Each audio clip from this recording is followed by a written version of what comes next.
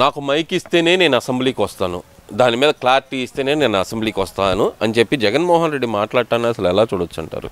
175 స్థానం గెలుస్తున్న బలుపుతో పులివెందులో సీటు గెలిచి పులివెందుల ప్రజలను మోసం చేస్తున్న జగన్మోహన్ రెడ్డి గారికి ఒకటే చెప్తా ఉన్నాం.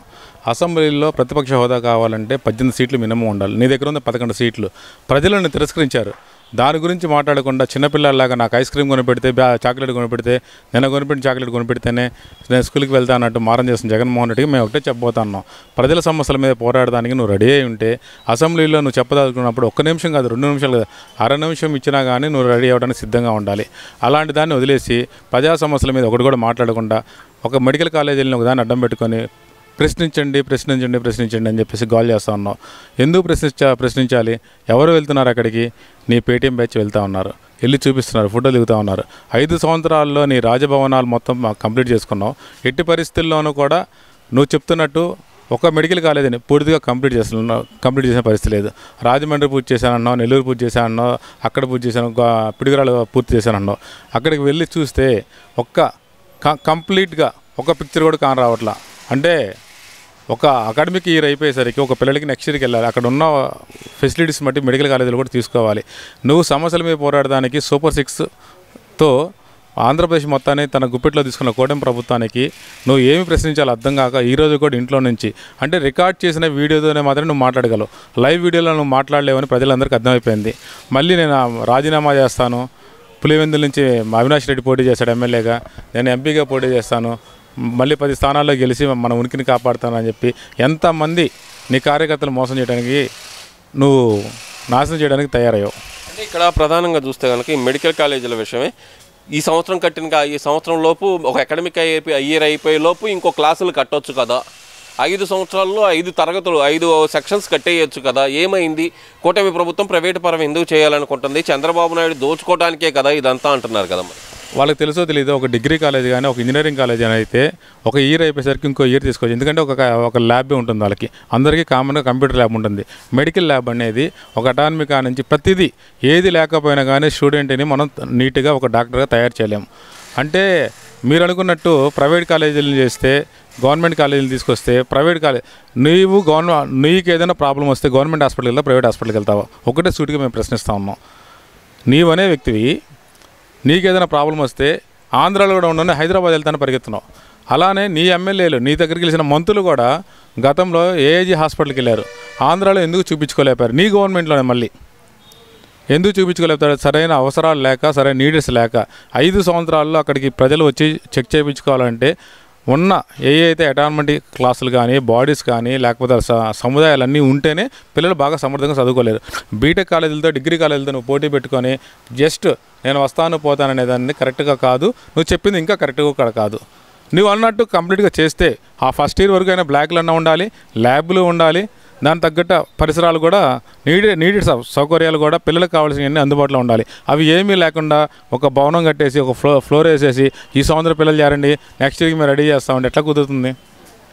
సార్, ఈ మెడికల్ కాలేజ్ ఇష్యూ పక్కన పెడితే కనుక రాష్ట్రంలో అసలు యూరియా కొరత గురించి కానీ ఇలాంటి చాలా ఉన్నాయి నేను మాట్లాడాల్సినవి అంటూ జగన్మోహన్ రెడ్డి మీడియా ముందర మాట్లాడుతున్నాడు తప్పితే అసెంబ్లీకి రావడానికి అంత ఆలోచించాల్సిన అవసరం ఏముందనుకోవచ్చు అంటారు? కూటమి ప్రభుత్వం వచ్చిన తర్వాత ఒక్క ఫోన్ కాల్తో మోడీ గారు మన ఆంధ్రాకి ఎన్ని టన్నుల యూరియా వచ్చిందో తెలుసు, నాతో పాటు రమ్మని చెప్పానండి, ప్రతి ఇంటికి తీసుకెళ్తాను, ప్రతి రైతు దగ్గర తీసుకెళ్తాను, యూరియా కట్టల వల్ల నేను నష్టపోయాను, నేను నష్టపోయానని చెప్పి ఎవరన్నా రైతుని చెప్పితే అక్కడే చూపిస్తాం. సొసైటీలోనే ఆర్బీకేల నుంచి వస్తున్నాయి, గవర్నమెంట్ ద్వారా వస్తున్నాయి, గ్రోమర్ కంపెనీల నుంచి వస్తూ ఉన్నాయి. ప్రతి చోట ఆ యూరియా కొరత అనేది మొదటిలో 1 వారం నుంచి 10 రోజులు మాత్రమే నడిచిన మాట వాస్తవం. ఆ తర్వాత ఎవరికి ఆ యూరియా అనేది వీళ్ళు మామూలుగా ఫ్లకార్డులు పట్టుకొని తిరగడానికి తప్పితే దేనికి పనికిరాదు. సో ఎవరైనా రైతు నిజంగా నేను యూరియా ద్వారా నష్టపోయాను, నా పంట నష్టపోయిందని ఒక్క రైతు కూడా ఇంతవరకు చెప్పలేకపోయాడు. మరి అసెంబ్లీకి రాని జగన్మోహన్ రెడ్డి శాసన మండలికి మాత్రం తన సభ్యులను పంపించడానికి గల కారణం ఏమనుకోవచ్చు అంటారు? నాకు అక్కడ బలం ఉంది, నేను అరుస్తానని చెప్పి అనుకున్నాడు. ఆ అరుపు కూడా దిగిపోయింది. మన 3 వెళ్ళిపోయారు బయటికి, మళ్ళీ ఇంకో 3 రెడీగా ఉన్నారు. మళ్ళీ ఇప్పుడు ఆయన గెలిచిన 11 మందిలో 3 ఎమ్మెల్యేలు ఎవరో చంద్రబాబు నాయుడుతో టచ్లో ఉన్నారని చెప్పి గోలగోల అవుతూ ఉంది. ఇవాళ పేపర్లో వచ్చింది భారతీని రెడీ చేస్తున్నా సిద్ధంగా ఉన్నాడని. అంటే ఈయన జైలుకి వెళ్తాడా లేకపోతే ఎక్కడికి వెళ్తాడని చెప్పేసి ఎవరికి తెలియని విషయం. అవినాష్ రెడ్డిని పూర్తిగా ముంచడానికి రెడీ అయ్యాడు. అవినాష్ రెడ్డిని ఎంపీగా తీసేస్తే ఆయన కేంద్ర బలగాలతో ఏదో హడావుడి చేసి మా ఊరు వస్తే నేను చంపేస్తానంటూ అందరినీ బెదిరించి చేసినంత ఈజీ కూడా కాదు ఇది. ఈయన ఏమనుకుంటాడు, ముద్దులతో మళ్ళీ రాజ్యాన్ని తీసుకొద్దాం అనుకున్నాడు. గుద్దులతో ప్రజలకు బుద్ధి చెప్పారు. సో ఆయన ఏదన్నా అనుకోనండి, భారతీయం తీసుకొస్తాడా, ఏదైనా తీసుకొస్తాడా. టోటల్గా పూర్తిగా వైసీపీ ప్రభుత్వంలో చేసిన 5 సంవత్సరాలు టీడీపీలో ఎంతోమంది నాయకులు తయారు చేయగలిగారు. అర్ధరాత్రి పూట ఆయన వస్తున్నాడు అంటే పరదలు కట్టించుకొని, చెట్లు నరికించుకొని, కరెంట్ ఆపించుకొని చేశాడు. అదే రోజు టీడీపీలో ఒక చిన్న మోసరు కార్యకర్తను కూడా అరెస్ట్ చేసి 41 నోటీస్ ఇచ్చి ఇంటి దగ్గర ఒక సిఐని ఎస్ఐని కూర్చోబెట్టి స్థాయికి వెళ్ళా అంటే ఆ రోజే నాయకులుగా తయారయ్యారు. జగన్మోహన్ రెడ్డి మరి ఈరోజు జనాల్లోకి వస్తాను, మళ్ళీ జనం నుంచే నేను బయటకు వస్తాను, జన నేతగా ఎదుగుతాను, జనం కోసం పోరాడతాను అంటున్నాడు కదా మరి జగన్మోహన్ రెడ్డి. ఆయన బ్యానర్తో వస్తాడా, వాళ్ళ నాన్న బ్యానర్తో వస్తాడా? అదేంటి మళ్ళీ ఇదొకటి, మీ రాజన్న బిడ్డను అని చెప్పాడు. ఈసారి మీ రాజన్న బిడ్డ అని చెప్తాడా, లేకపోతే మీ జగనన్న అని చెప్తాడా? చెప్పుకోవడంలో తప్పే ఉంది, తండ్రి పేరు చెప్పుకోవడంలో తప్పేం లేదు కదా. వాళ్ళ అమ్మగారు ఏం చెప్పారు మొన్న, మా కొడుక్కి ప్రతిపక్ష పార్టీ కూడా హోదా కూడా రాకుండా ఉండాలని చెప్పి ఆ దేవుడికి ప్రార్థించాలని చెప్పింది. వాళ్ళ తల్లి తండ్రిని చెల్లిని కూడా చూడలేనివాడు జననేతగా ఎలా ఎదుగుతాడు? ఒక్కసారి మోసపోయారు, రెండోసారి మోసపోవడానికి ఆంధ్రప్రదేశ్లో నాయకులు సిద్ధంగా లేరు, ఆంధ్రప్రదేశ్ ప్రజలు సిద్ధంగా లేరు. లేదు అసలు ఈసారి ప్రజలు మోసం చేసి గెలిచారు. ఈ కూటమి ప్రభుత్వం మోసం చేసి గెలిచిన తర్వాత ప్రజలందరినీ మోసం చేస్తుంది, ప్రజలకు వెన్నుపోటు పొడుస్తుంది ఈ కూటమి ప్రభుత్వం అనేది జగన్మోహన్ రెడ్డి వాదన. ఈ రోజు కూడా నీ దగ్గర ఒక సమస్య లేదు. ఏ సమస్య లేదంటే ప్రజలు ఏ రకంగా ఇబ్బంది పడుతున్నారని చెప్పేసి సమస్య లేదు. ఆ సమస్యని నువ్వు చిత్రీకరించడానికి నీ పేటీఎం బ్యాచ్ కూడా అవకాశం దొరకట్లా. అంటే ఆర్టీసీ బస్సులో మహిళల ఉచిత ప్రయాణం కానీ, అమ్మ ఒడి కానీ, తల్లికి వందనం కానీ, రైతులకి అన్నదాత సుఖీభవ కానీ, ఎన్టీఆర్ వైద్య సేవ కానీ, ఎటువంటిది ఇవన్నీ ఇచ్చిన తర్వాత కూడా ఎందుకు ఇబ్బంది పడుతున్నారని చెప్పేసి మాట్లాడటానికి ప్రజలు సిద్ధంగా ఉన్నారు. కానీ మీ నాయకులు కానీ ఎవరు కానీ నువ్వు ఇంటింటికి వెళ్ళమన్నావు, జనాల్లోకి వెళ్ళమన్నావు.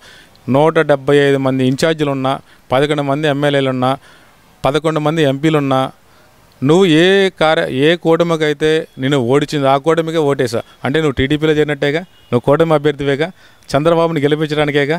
నువ్వు చేసే పని అంతా ఆంధ్రప్రదేశ్ ప్రజలు మోసం చేసి చంద్రబాబుని గెలిపించింది ఎవరు? నువ్వేగా. బీజేపీకి ఎందుకు ఓటేశావు రాష్ట్రపతి ఎన్నికల్లో? అంటే ప్రజలు ఆడుకున్నారంటున్నాడు కదా. ఎవరు ఫోన్ చేయాలి, అందరికీ ఫోన్ చేస్తారు. ఏ ఎలక్షన్లో అయినా సరే ఎన్నిక కాబడిన వ్యక్తి ప్రతి రైతు అంటే నాకు ఈ ఓటర్లే ఓట్లు వేస్తారు అనే ఎవరు అనుకోరు. ప్రతి ఒక్కరు ఫోన్ చేస్తారు. ఎందుకు ఫోన్ చేస్తారు అంటే అఖిలేష్ యాదవ్ ఓటుకు దూరంగా ఉన్నప్పుడు నువ్వు ఉండలేవా?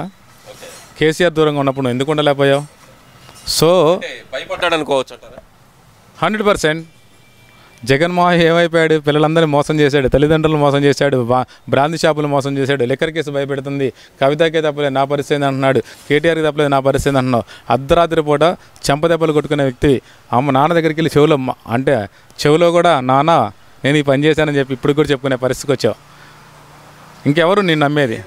ఈ మెంటాలిటీ ఏందంటారు? నేను ఈ మధ్యకాలంలో చూశాను ఆ వీడియో ఒకటి. ఆ మెంటాలిటీ ఏందంటారు? సైకలాజికల్గా పూర్తిగా నేను చేశాను అంటే మాకు ఇంకొకటి అర్థం కావట్లేదు సార్.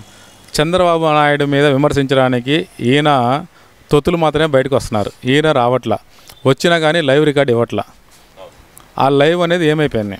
రికార్డెడ్ వీడియోలో ఎందుకు ఇస్తున్నారు అంటే డైరెక్ట్గా వచ్చి మాట్లాడడానికి కూడా భయపడే పరిస్థితుల్లో ఉన్నావా? సజ్జల రామకృష్ణారెడ్డి మొన్నటిదాకా 3 రాజధానులు అని మీరే చెప్పి మేము ప్రమాణ స్వీకారం వైజాగ్లో అని చెప్పేసి ఇప్పుడు మాత్రం వచ్చేసి మచిలీపట్నం నుంచి గుంటూరు వరకు మొత్తం డెవలప్ చేస్తాం, ఇదే రాజధాని అని చెప్పి మళ్ళీ ఎందుకు అంటే స్టాండ్ మీకు ఒక దాని మీద నమ్మకం లేనప్పుడు చంద్రబాబు నాయుడు ఎలక్షన్కి వెళ్ళినప్పుడు అమరావతి రాజధాని అని చెప్పి వెళ్ళాడు. ఇప్పటికీ అమరావతి రాజధాని కొనసాగుతూ ఉంది, ఎక్కడెక్కడ ఇండస్ట్రీలు వస్తుంది, ప్రతిరోజు రివ్యూలు జరుగుతూ ఉన్నాయి. చంద్రబాబు నాయుడు గెలవంగానే మా భూములకి రెక్కలు వచ్చాయి, జగన్మోహన్ రెడ్డి గెలవంగానే మా భూమికి రెక్కలు పోయినాయి. ఇప్పుడు ఓవరాల్గా చూస్తే జగన్మోహన్ రెడ్డి 2.0 చూపించడానికి సిద్ధంగా ఉన్నాను నేను అంటున్నాడు. 2.0 చూడటానికి ప్రజలు సిద్ధంగా ఉన్నారా? చంద్రబాబు నాయుడు వయసు గురించి మాట్లాడే వ్యక్తి ఇప్పుడు ఈయన 2.0, ఆయన 4.0కి ఆల్రెడీ వెళ్ళిపోయాడు. ఈయన 2.0కే చూపించడానికి ఇప్పటికి ఇబ్బంది పడతా ఉన్నాడు. 5 సంవత్సరాల్లో కూటమి నేతల్ని గత 5 సంవత్సరాల్లో కూటమి నేతల్ని మీ వాళ్ళు ఎంతైతే ఇబ్బంది పెట్టారో, ఒక ఫెయిన్ నాని కావచ్చు, కొడాలి నాని కావచ్చు, బూతులతోనే మాట్లాడాడు. అరే నా కొడుక పవన్ కళ్యాణ్ అన్న నోటి నుంచి సార్ ఒక్క అవకాశం ఇవ్వండి. అదే పేరు నాని మా ఆవిడకి చంద్రబాబు నాయుడు ఎటువంటి ఇబ్బంది పెట్టలేదు, చంద్రబాబుని మేము ఎంత ఇబ్బంది పెట్టాను పబ్లిక్గా ఆయన చెప్పగలిగాడు. వాళ్ళు చేసిన తప్పులు ఒప్పుకుంటూ ఉన్నారు. మాకు ఎవరు చెప్పారనే దానికి వాళ్ళు అంటే జగన్మోహన్ రెడ్డి కూడా తెలియకుండా ఏదో తప్పులు జరిగినాయి. ఆ తప్పులు చేయించిన వ్యక్తి ఎవరో కూడా బయటికి రావాల్సిన అవసరం ఉంది. మరి ఓవరాల్గా చూసుకుంటే ఇప్పుడు కొడాలి నాని వల్లభనేని వంశీ వీళ్ళిద్దరు పరిస్థితి ఏందంటారు? రాజకీయాలకు గుడ్ బై. అవకాశం వస్తే పాస్పోర్ట్ కనుక దొరికితే అమెరికానో లేకపోతే లండనో చెక్కేస్తారు, పారిపోతారు 100% పారిపోతారు. మాట తప్ప మడం తిప్ప అసలు మీరెంత అని మేసాలు తిప్పారు కదా ఇద్దరు. జైలు నుంచి రిలీజ్ అయిన తర్వాత, ఆయన హాస్పిటల్ నుంచి రిలీజ్ అయిన తర్వాత పారిపోవడానికి చాలామంది ట్రై చేశారు. ఆ పాస్పోర్ట్ బ్లాక్ లిస్ట్లో ఉండటం వల్ల వెళ్ళలేకపోయారు. ఇది మాట వాస్తవం. వాళ్ళ గుండెల మీద చేసుకుని రైతులపూట కూడా వాళ్ళ బిల్డ్తో వాళ్ళే అనుకుంటున్నారు. ఇద్దరే అనుకుంటున్నారు, కొడాలి నాని వల్లభనేని వంశీ ఇద్దరు వాళ్ళ బిల్డ్తో వాళ్ళే అనుకుంటున్నారు. జగన్మోహన్ రెడ్డి ఆత్మలతో ఎలా అయితే మాట్లాడుతున్నారో వీళ్ళ ఆత్మలతో వీళ్ళే మాట్లాడుకుంటున్నారు. రేపొద్దు నేను చచ్చిపోతానేమో అని భయంతో.